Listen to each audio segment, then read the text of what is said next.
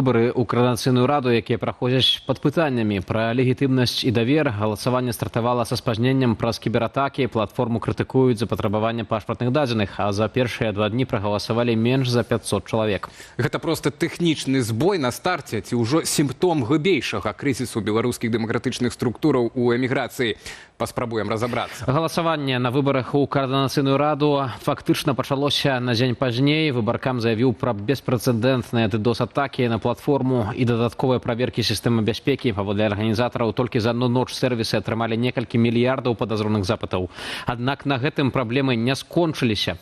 У прыватнасці сябра выбарчай камісіі Петро Маркелаў заявіў пра адсутнасць аўдыту праграмнага коду, перанос сістэмы на фізічныя серверы за некалькі дзён да старту і закрытасць тэхнічнай каманды. Коратка ён падсумаваў сваю рэкамендацыю наступным чынам. Галасуйце тады, калі вы не ў Беларусі і давяраеце камандзе Паўла Лібера.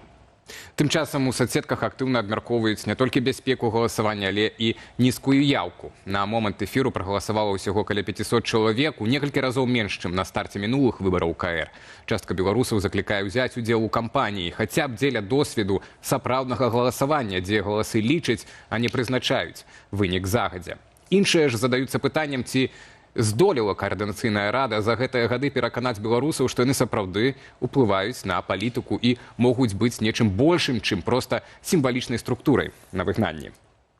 Алена Прыходзька, кіраўніца выбарчай камісіі да выбараў Координацыйную раду, з намі на відэасувязі знаходзіцца. Вечар добры вам, спадар Алена.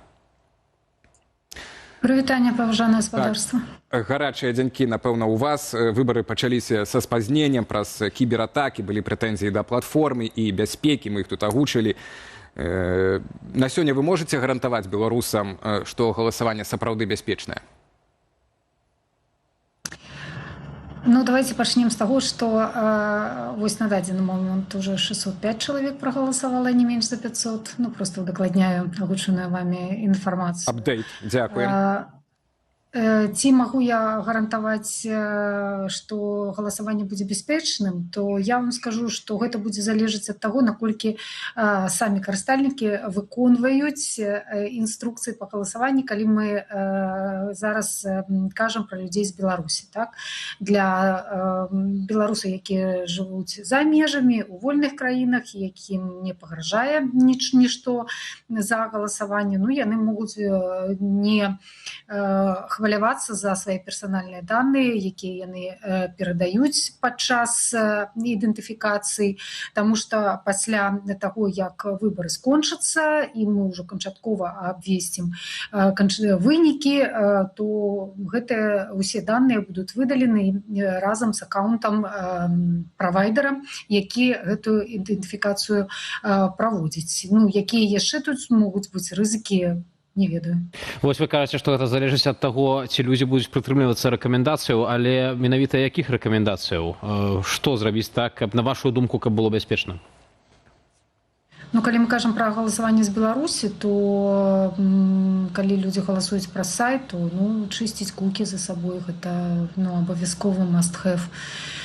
Калі мы кажам аб том, што людзі ўсё ж такі ў Беларусі усталююць сабе дадатак на тэлефон, то таксама чысціць яго, але тут мы не рэкамендуем, і адразу пра гэта казалі, што мы не рэкамендуем людзям з Беларусі галасаваць праз дадатак, таму што яго выдаленне без слядоў вельмі складана. Спадарня Алена, так, мы зразумелі, для людзей з Беларусі веб праз веб і чысціць кукі. Што б гэта не значыла, пагугліце, што гэта значыць і як гэта рабіць правільна. Гісторыя вашых наведванняў, гісторыя вашых дзеянняў у браўзеры, праз які вы заходзілі на гэты сайт. Так, ну ці ананімна, напрыклад, можна... Яшчэ раз? Ананімны, як это называется, ананімны рэжым, так, інкогніта праз, напрыклад... Рэжым інкогніта ў тым ліку, так. Веб-браўзер. І сайт сам працуе ў рэжыме інкогніта, таму што ён так адмыслова створаны, што ў яго спасылка не сканчаецца ніякімі экстрэмісцкімі літарамі. Зразумела. Другое, трэцяе. За першыя 2 дні прагаласавалі, вось як вы кажаце, 605 асобаў, так, на дадзены момант. Ну, для многіх, в прынцыпе, гэта можа выглядаць як крызіс даверу да Координацыйнай рады. А вы як гэта ўспрымаеце, такую яўку? Слухайте, ну, у мяне мандат правесці выбары, а не даваць палітычныя ацэнкі ім. Таму я тут устрамаюся ад будь-якіх каментароў наконт даверу каардынацыйнай рады альбо там наконт даверу кандыдатаў, якія зараз балатуюцца. Тут можна сколько заўгодна выказваць здагадак, чаму так адбываецца. То у мяне ўсё ж таки мандат адсачыць празрыстасці і якасці правядзення выбараў. Таму ад палітычных ацэнак я пакуль устрымаць прынамсі на час дзеяння майго мандата. Спадарня Лена, яшчэ вось караценькае пытанне, якое хвалюе людзей у сацыяльных сетках. Мы бачым, што расійскі блогер Ілля Варламаў ужо двойчы праанансаваў, прарэкламаваў выбары ў каардынацыйную раду. Журналісты з еўрапейскай рады даведаліся, што адна такая рэклама можа каштаваць каля $4000, то бок $8000, імаверна, хтосьці заплаціў за такую рэкламу. Вы ведаеце, хто гэта мог зрабіць?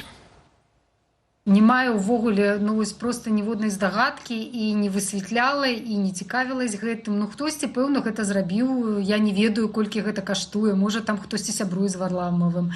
Хто гэтыя людзі? Але, ведаеце, нават калі яны гэта зрабілі і заплацілі за гэта грошы, то я хочу звярнуць увагу, што гэта рэклама накіравана менавіта на сам працэс выбараў.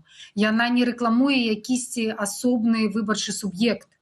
То бок нельга сказаць, што там хтосьці ўліў грошы, там прагаласаваў за гэты спіс, а гэты спіс там не набраў. Людзі лічаць грошы, окей. Аднак рэклама добрасумленная, прыгожая. Я не ведаю, чаму яна такі выклікала ажыятаж.